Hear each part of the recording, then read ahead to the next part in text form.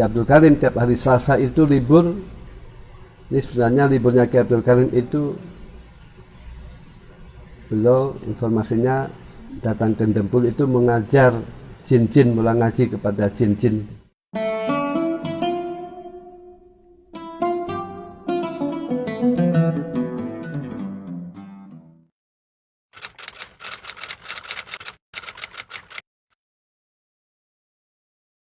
Assalamualaikum warahmatullahi wabarakatuh.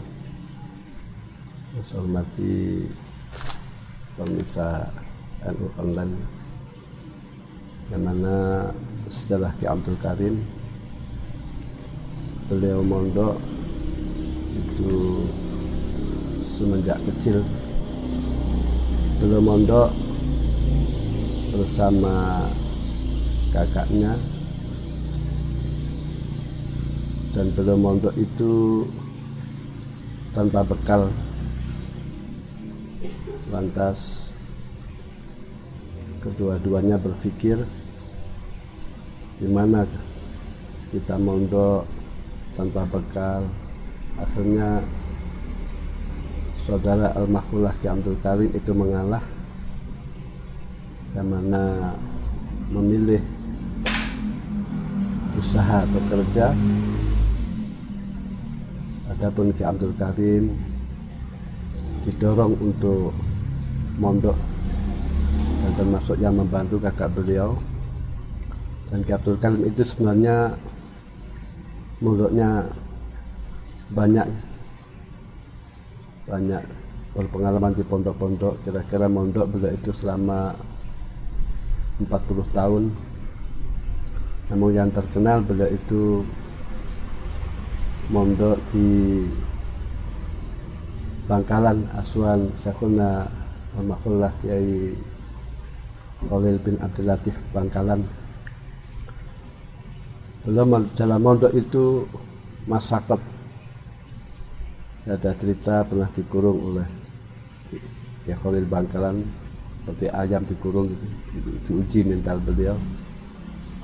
Dan juga beliau di pondok itu pakaiannya hanya sepasang.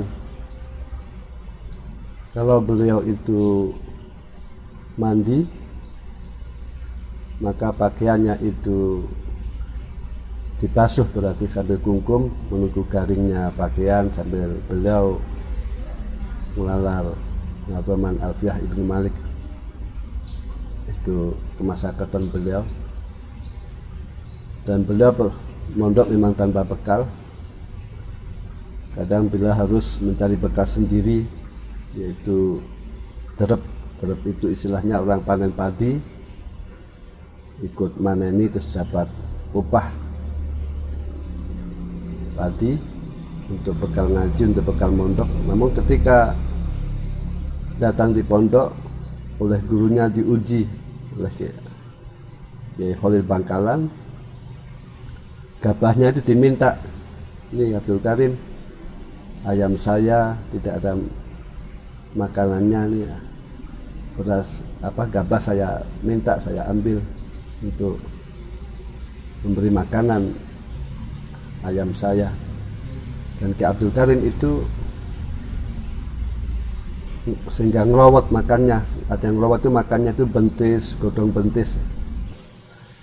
Itu masyarakat beliau. Dan beliau itu tidak banyak memiliki kitab seperti ulama besar kan banyak kitabnya. Ki Abdul Karim tidak, nggak tahunya apa. Beliau ketika ngaji Fathul Qorib, ketika beliau akan ngaji Fathul Mu'in, ini kitab Fathul Qorib dijual untuk membeli kitab Fathul Mu'in. Jadi kitabnya sampai dijual untuk membeli kitab yang lain. Ini almarhumah Ki Abdul Karim di Pondok Masakot.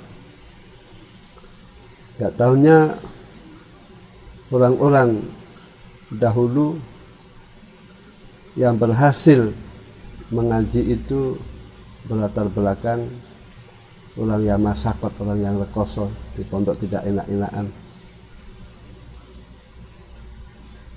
Terus dia ketika akan pulang ke Lirboyo,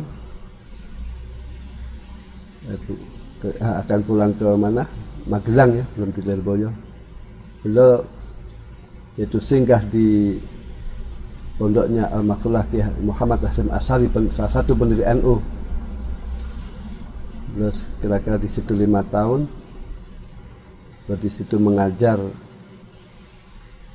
kitab Nahwu Shorof, dan bahkan yang menjodohkan Al-Mahfullah Kiai Abdul Karim itu Al-Mahfullah Kiai Haji Muhammad Hasyim Asy'ari, salah satu pendiri NU. Dia menjodohkan beliau, dijodohkan dengan putri dari Kiai Soleh Banjarmati Kediri. Dan Kiai Soleh itu menantunya kiai besar, di antara Kiai Dahlan bin Soleh yang menurunkan Kiai Ihsan Jampes, yang terkenal dengan karangannya kitab Sirajul Thalibin. Terus menantunya lagi Kiai Ma'ruf Dungru. Terus menantunya lagi Kiai Abdul Karim. Di samping itu ada menantu-menantu yang lain. Nah, beliau ketika menjadi menantu Kiai Soleh, lantas beliau ditempatkan oleh Kiai Soleh, Kiai Abdul Karim ditempatkan di Lirboyo. Dan di Lirboyo waktu itu kondisi situasi masyarakat abangan, belum santri, namun lambat laun, sedikit demi sedikit, lambat laun masyarakat menjadi baiknya. Ini merupakan pelajaran bahwasannya seorang kiai bertempat di suatu daerah ini harus memikirkan bagaimana supaya masyarakat menjadi baiknya. Alhamdulillah sekarang Lirboyo sudah agak mending, baik. Dan Kiai Abdul Karim itu soalnya juga berteman pula dengan Kiai Hasyim Asy'ari ketika di mondok di Bangkalan.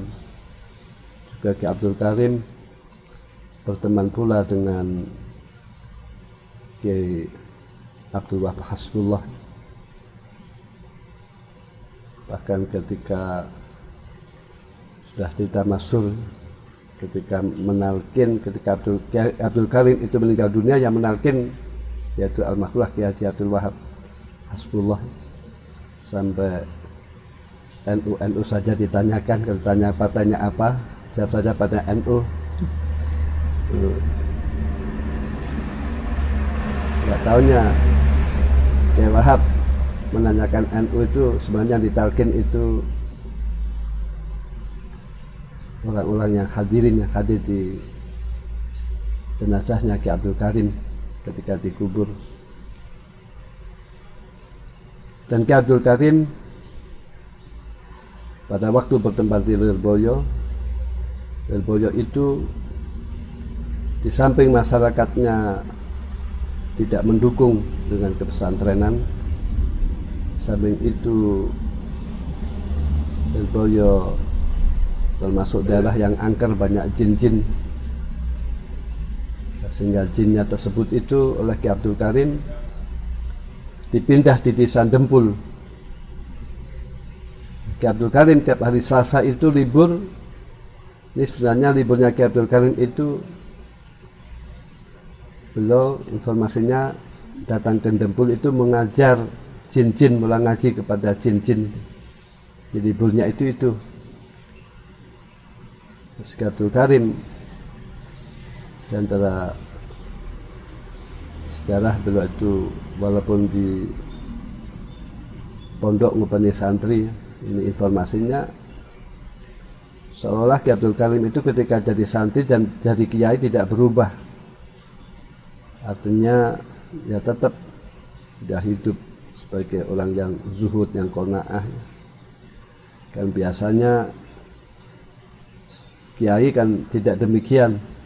Ketika di pondok masakot, kangelan, namun ketika di rumah kan berubah ya. Berubah gaya kehidupannya. Kiai Abdul Karim tidak. Informasinya tetap ya puasa, tetap puasa seperti di pondok masakot.